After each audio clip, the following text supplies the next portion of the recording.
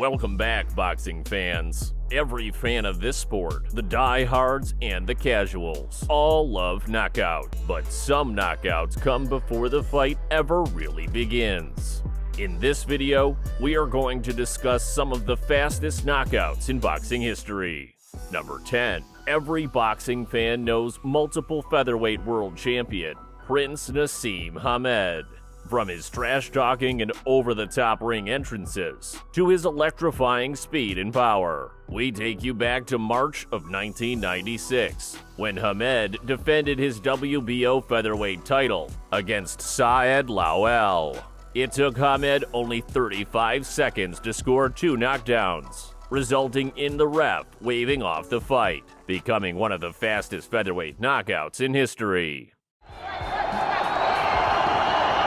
Oh my word! That was the right hand we were worried about. The fight's all over. The fight is all over. His legs have gone. The referee could just call this. Nazo, I wonder if he'll back off and just let him recover. Because this fight should be stopped. That young fellow's legs are completely gone. If this fight is not finished in the first round, it's because Naz doesn't want to. Yet it's all over. All over. The most clinical finish seen in the British ring for some time. Number 9. Gerald McClellan will forever be known as one of the biggest punchers in boxing history, having every fan on the edge of their seat with each punch he throws. He ended his career with a 93% knockout percentage. In August of 1993, McClellan showed this tremendous power, knocking out Jay Bell in the first 30 seconds of the fight, retaining his WBO middleweight title. One scheduled for 12 for the WBC middleweight championship. Jay Bell in the white trunks, he's the challenger, and look at this! A big left hook to the body, right in the solar plexus, it appeared to me. Jay Bell is sprawled out on the canvas. He cannot move. That's a shot right to the solar plexus that stops you. He either cracked the rib or he cannot move. Number 8. David Tua is also known as one of the biggest punchers ever in the heavyweight division, and he lived up to that title in his first shot at a world title against John Ruiz. It took Tua just 19 seconds to show the packed Atlantic City crowd that he was coming to take over the heavyweight division, leaving John Ruiz collapsing into the ropes and going home empty-handed. Black trunks, you get a look at him right there. Owner of a tremendous left hook. And John Ruiz, 225. Listed as having a reach advantage here. We'll see how he uses it. Tua with a big left hook and Ruiz in trouble. Tua comes right at him. Another big bomb and Ruiz is down. This could almost be over now. Tua came storming out. It's over. Tony Perez stops it at the count of 5. And David Tua, as advertised, the left hook. Before we continue this video, we wanted to say thank you for watching. Please hit the like and subscribe buttons, and we will continue to bring quality boxing content. We also have new merch. We have hoodies, t-shirts, tank tops, and more. Please grab some merch and support our page so we can continue making quality content. Check out the link below. Thank you, and back to the video. Number 7. Philly fighter Bernard Hopkins isn't known for his knockout ability or his power. He will go down as one of the greatest defensive fighters of all time, but he has had his fair share of devastating knockouts throughout his Hall of Fame career. One of the most notable knockouts came in his first IBF title defense against Steve Frank. Hopkins put him on the canvas in just 24 seconds into the first round. Hopkins, a man, as we said earlier, on a mission. Bowie Fischer in his corner has been around this sport for a long time. Steve Frank, and I think the onus is on Steve Frank to execute his game plan considerably better than Jorge Luis Vada did in his bout with Terry Norris. Now, Frank's idea is stay away, jab, don't give too much ground, and hope to fight him later in the fight. Good right hand right out of the box. Down goes Frank. Right there.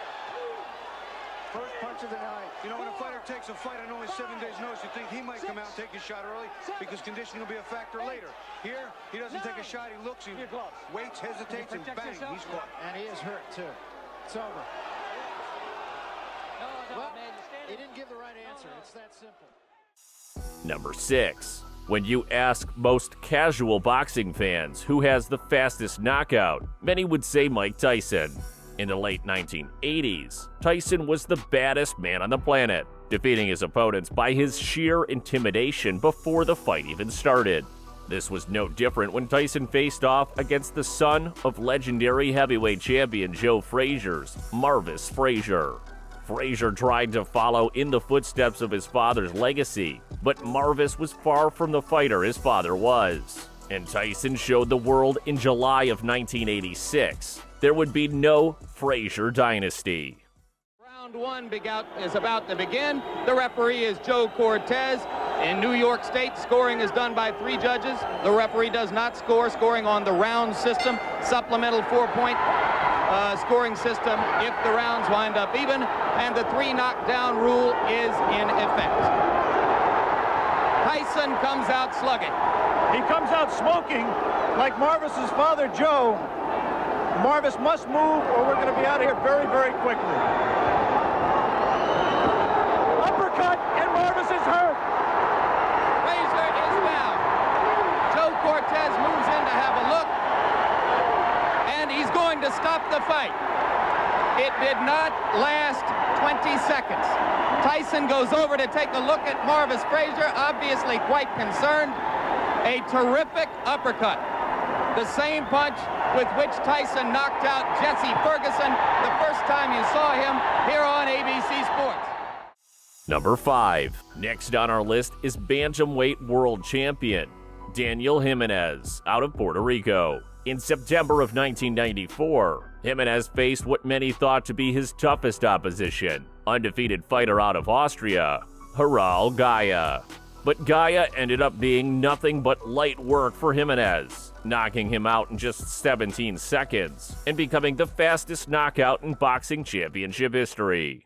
Gemacht, Harry Gaia. Hat gesagt, ich schlage ihn. Spätestens in der 5. Runde K.O. Er ist zwar ein netter Bursche, aber gegen mich hat keine Chance. Jimenez, nennt sie auch gerne die Cobra. Und der möchte Harry Gaia nun die Giftzähne ziehen.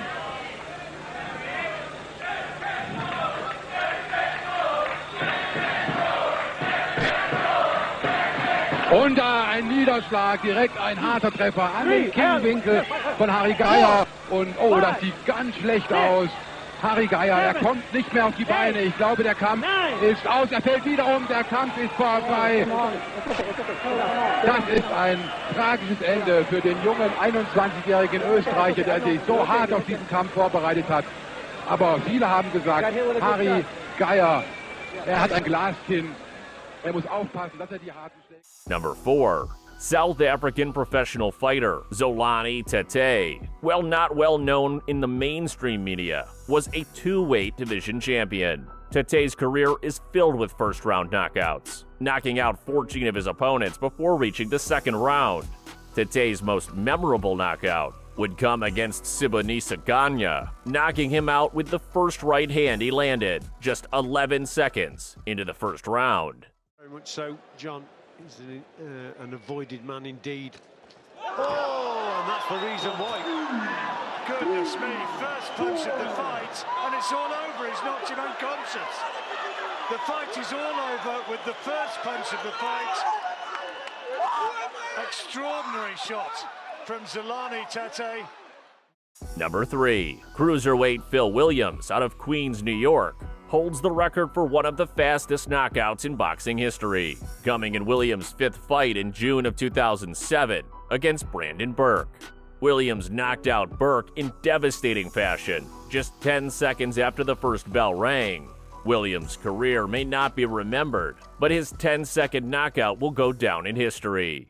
Phil the Drill Williams 3-0, all 3 of his wins by way of knockout, and Brandon Burke 0 wins, 2 losses, 1 draw, and a heck of a looking ring attire, and we're underway. Here we go. Oh, right out of the gate! The fastest knockout I've ever seen in my life! He's not going to make it. A 1 second knockout just to get submitted to Fight Facts as perhaps the fastest knockout in boxing history. Here comes the charge. Here's the shot. Goodbye. The bucklage of the knees, and Phil Drill rolls to 4-0. Number 2. Next on our list comes one of the fastest knockouts in heavyweight history between Jimmy Thunder and Crawford Grimsley. The American fighter, Grimsley, was coming off a unanimous decision loss at the hands of Hall of Famer George Foreman. But Jimmy Thunder, the boxer and kickboxer from New Zealand, did what Foreman couldn't do and had Grimsley flat on his back 10 seconds into the bout. And going into that Ruiz fight, he looked to be in the most comfortable place in his career. He was on a roll. He had won 7 in a row by knockout. And now cracks Grimsley with the first punch. And that looks like it is it. Why is the referee counting? You don't have to count on that. This fight is over. The referee counted him out. James Thunder, known as a quick starter, but we didn't think it would be that quick. Said he had to come up with something very big, and I think he did in record fashion. Number 1. Women's boxing is on fire right now, and Sinisa Estrada is one of the biggest names in the sport right now. During the height of COVID, in an empty arena, Estrada showed the world that women can bang too, destroying her opponent Miranda Adkins in just 7 seconds. Estrada scored not only the fastest knockdown in women's boxing history, but it was the fastest knockout professional boxing has seen altogether. Estrada should end this quickly. Adkins reluctant to come out of her corner. 8 left. 1, 2, 3, 4. It was Lamb versus Lion. It is over. One of the quickest knockouts in women's boxing history. You witnessed it live here on DAZN.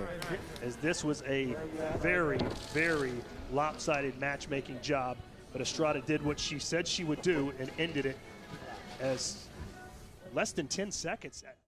Thank you everyone for watching. Please hit the like and subscribe buttons, and we'll see you in the next video. Chilling out, maxing, relaxing. Summertime with a fantastic kickback. I'ma crack another cold one. Barbecue chicken almost done. Kickback. Hey, all the shorties came through and my friends came too. It's a vibe at the kickback. Yeah, and we live from the kickback.